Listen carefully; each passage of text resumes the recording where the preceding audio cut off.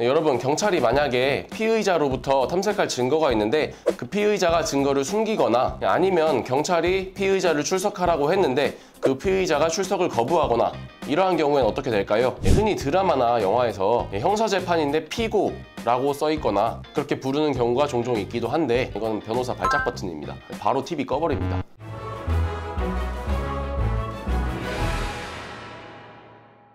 안녕하십니까, 이성우 변호사입니다. 여러분, 형사사건 하면 가장 먼저 뭐가 떠오르나요? 보통은 사람을 때리는 폭행사건이 가장 먼저 떠오르지 않을까 싶은데요. 그래서 오늘은 사람을 때렸을 때 어떻게 대응해야 되는지 알아보면서 형사 절차가 전반적으로 어떻게 진행되는지 알아보려고 합니다.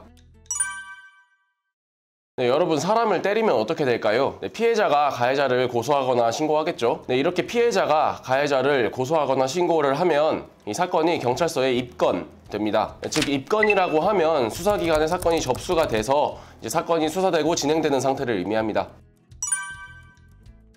사건이 수사기관에 입건된 다음에는 수사기관, 보통 경찰에서 사건의 수사를 시작합니다. 이렇게 수사가 시작되면 경찰에서 피해자 측, 그러니까 고소인 조사를 먼저 진행을 한 다음에 그 이후에 가해자 측, 즉 피의자 조사를 진행하게 됩니다. 경찰에서 그 고소인이나 피의자를 불러놓고 자리에 앉혀서 서로 무슨 관계냐, 왜 때렸냐, 무슨 일이 있었냐 이런 것들을 물어보면서 조사를 하게 됩니다. 기본적으로 양측 당사자를 이렇게 불러서 한 명 한 명씩 조사를 하는 게 이제 수사의 기본 절차입니다. 그리고 변호사를 선임했다면 변호사가 동석해서 그 수사 입회에 참여할 수 있습니다. 그 이외에 수사 사항이라고 한다면 CCTV 조사라든지 아니면 DNA 검사라든지 이런 것들이 있을 수 있는데 이거는 수사관님들이 사무실에서 혼자 진행하는 것이고요.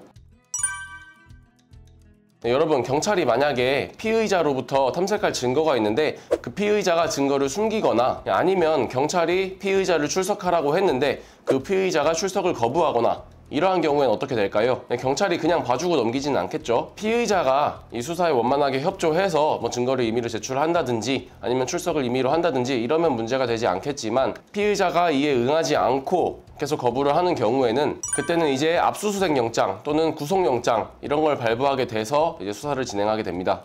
영장을 통해서 주거지 이런 거를 털거나 피의자를 강제로 체포해서 구속하거나 이렇게 데려오는 겁니다. 그리고 만약에 이 범죄 사실이 너무 중하거나 피해자를 가해할 우려가 있거나 증거인멸 우려가 있거나 하는 경우에는 협조를 잘 해도 구속되거나 하는 경우가 있을 수는 있습니다.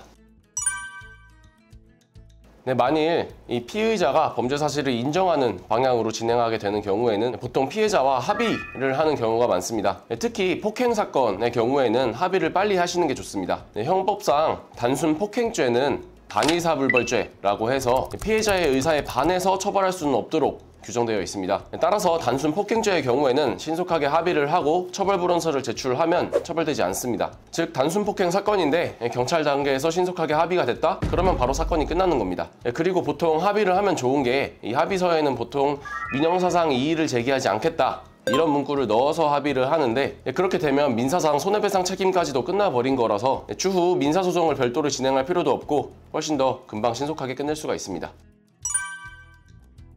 조금 전에 제가 반의사불벌죄라고 해서 말씀드린 게 있죠. 이건 간단히 알아두시면 좋은 건데 반의사불벌죄라는 게 있고 친고죄라는 게 있습니다. 먼저 반의사불벌죄라고 하면 이건 피해자가 가해자의 처벌을 원하지 않는다 라고 의사표시를 하면 처벌될 수 없는 범죄를 의미합니다. 예를 들어서 아까 말씀드렸던 단순 폭행죄 그리고 협박죄 이런 것들이 있고요. 또한 친고죄라는 게 있는데 이건 고소가 있어야 처벌될 수 있는 범죄입니다. 친고죄의 경우에도 만약 합의가 되어서 고소 취소가 되면 처벌될 수 없습니다. 이렇게 반의사불벌죄나 친고죄로 규정된 범죄들은 가급적 빨리 합의를 하면 좋습니다. 합의를 해서 처벌불원서라든지 아니면 고소 취소라든지 이런 게 되면 처벌이 안 되니까요. 그냥 그게 제출되어 버리는 순간 사건이 끝나게 되는 겁니다.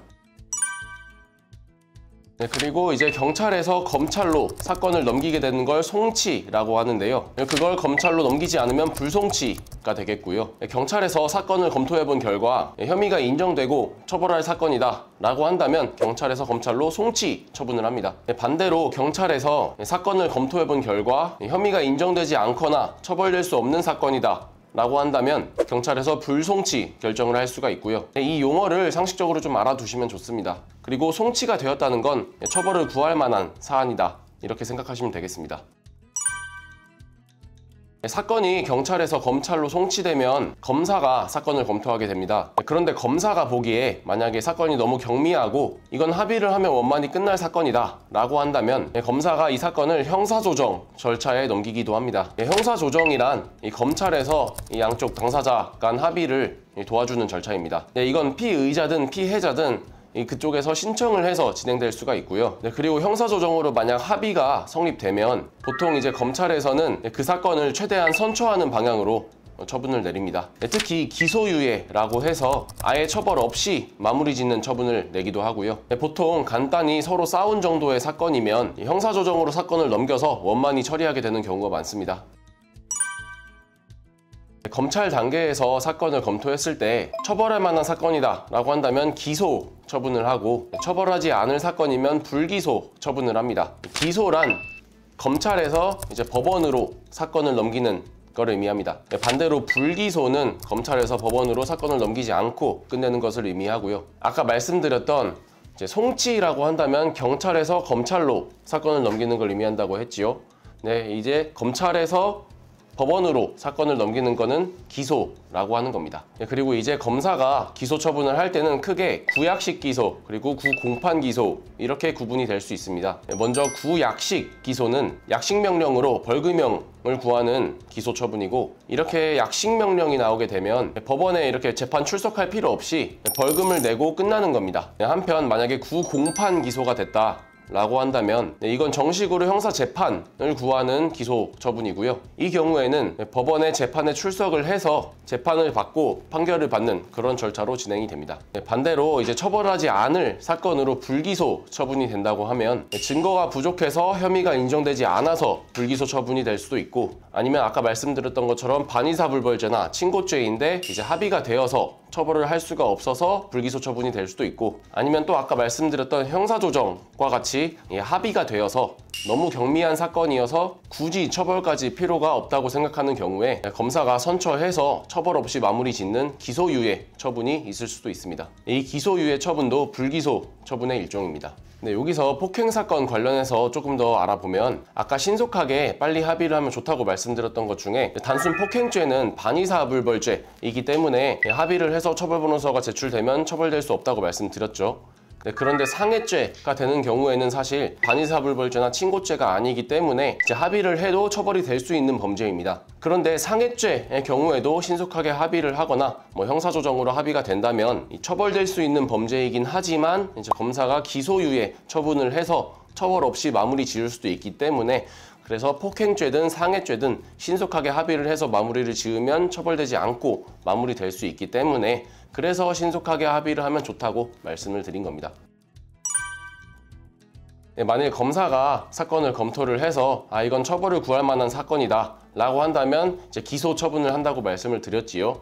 이제 기소 처분 중에 구공판 기소를 하게 되면 검찰에서 법원으로 형사재판을 구하면서 이 사건을 넘기게 됩니다. 그러면 이제 법원에서 형사 재판이 진행되는 거고, 그걸 공판이라고 하고요. 공판 절차가 진행되면 법원에서 공판기일을 지정해서 재판 기일을 잡아서 진행을 하고 피고인을 출석시켜서 사건이 진행됩니다. 참고로 알아두면 좋을 용어로 그 가해자, 그 혐의자, 용의자를 부를 때 경찰 단계, 검찰 단계, 그러니까 이 수사 단계까지는 피의자라고 부르고요. 그리고 법원으로 넘어간 다음에는 피고인이라고 부릅니다. 흔히 드라마나 영화에서 형사재판인데 피고라고 써있거나 그렇게 부르는 경우가 종종 있기도 한데, 원래 피고라는 말은 민사소송 같은 데서 쓰는 거지 형사소송에서는 피고라고 하지 않고 피고인이라고 합니다. 형사재판인데 피고라고 부르거나 쓰여 있으면 이건 변호사 발작 버튼입니다. 바로 TV 꺼버립니다.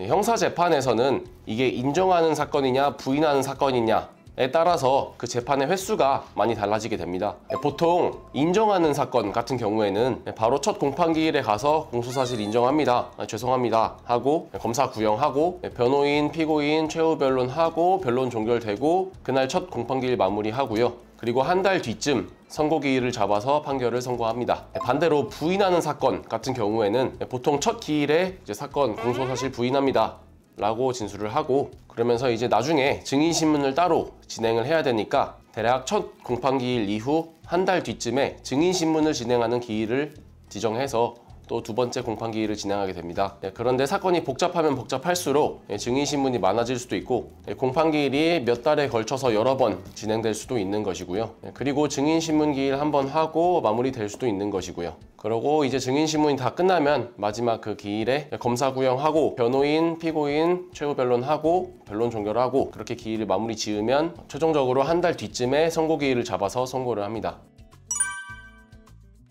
판결 선고 후에 판결에 불복하게 되면 항소 또는 상고를 하게 됩니다. 항소는 1심에서 2심으로 넘기는 것을 의미하고요. 그리고 상고는 2심에서 3심으로 넘기는 것을 의미합니다. 항소심, 상고심이 진행되면 이제 2심 절차, 3심 절차가 진행되는 겁니다.